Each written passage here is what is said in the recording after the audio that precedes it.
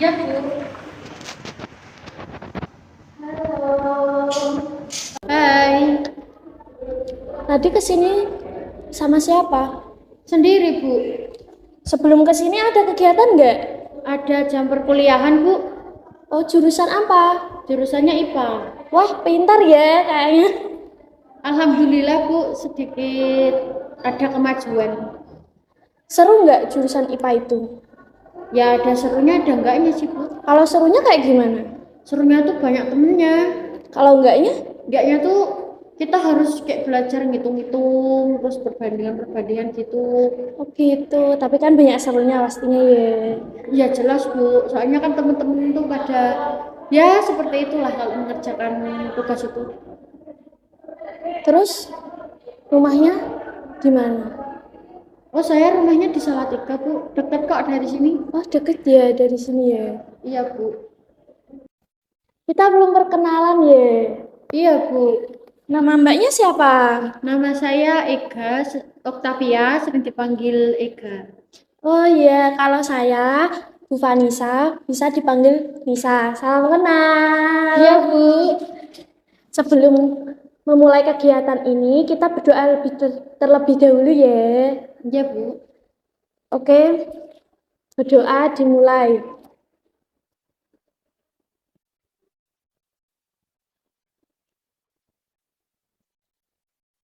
Selesai. Mbak Ega kenapa? Kok senyumnya nggak lepas? Sebenarnya Kenapa? nggak apa-apa kok, Bu. Tenang aja. Mbak Ega nggak apa-apa bicara sama ibu. Ibu bakalan jaga rahasianya Mbak Ega. Semua ceritain ke ibu aja nggak apa-apa. Sebenarnya begini, Bu. Kemarin kan di rumah saudara saya itu ada hajatan. Adik saya sepupu itu menikah. Nah, di situ tuh kami sekeluarga berfoto sama-sama foto keluarga begitu. Terus ada salah satu tetangga saya bilang sama saya, kok kamu penampilannya beda sendiri sama keluargamu seperti itu, Bu. Kemudian ibu itu bilang, kamu itu terlalu gemuk, kamu itu enggak gimana ya, nggak enak untuk dilihat. Jadi itu yang membuat saya merasa tidak percaya diri, Bu. Tidak merasa percaya dirinya bagaimana? Ya, saya emang seperti ini penampilannya. Kemudian saya sudah nyaman dengan penampilan saya seperti ini. Tapi semenjak ibu itu berkata bahwa kamu itu terlalu gemuk, kamu itu nggak enak untuk dilihat, itu yang saya itu menjadi insecure, Bu.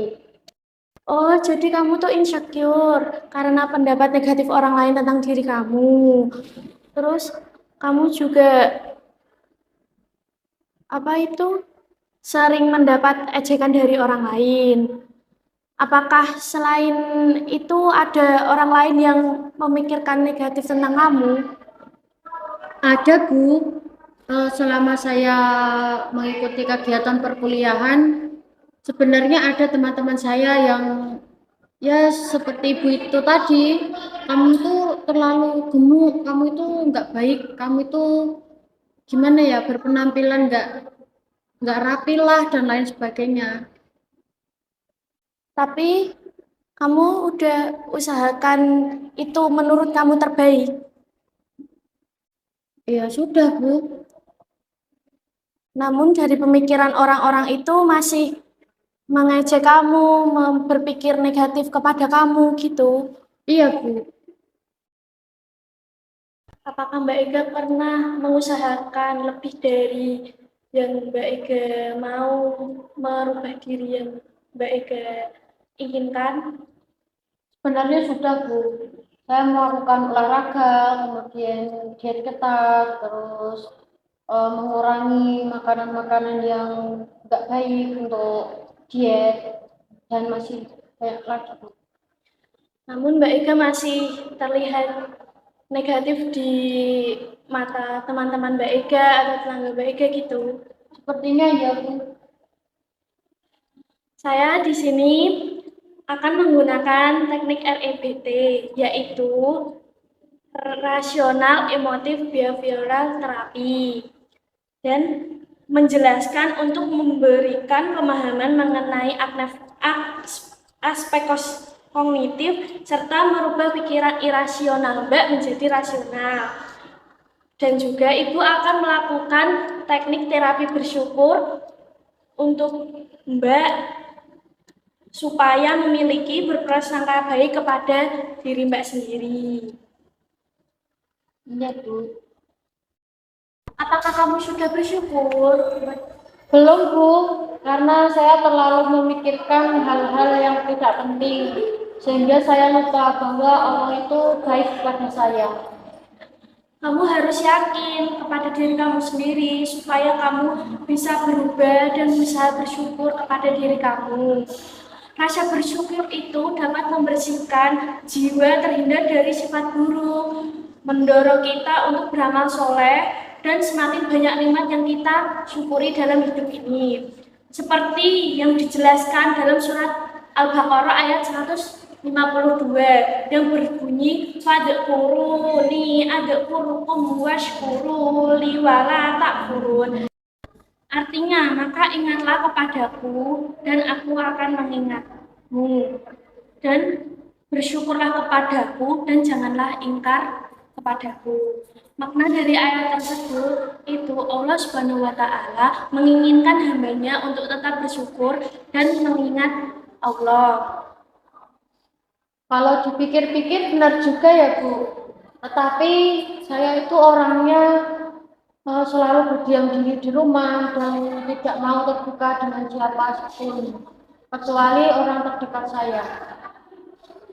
Apakah berdiam diri secara terus-menerus akan merubah pikiran orang lain? Mungkin tidak, Bu.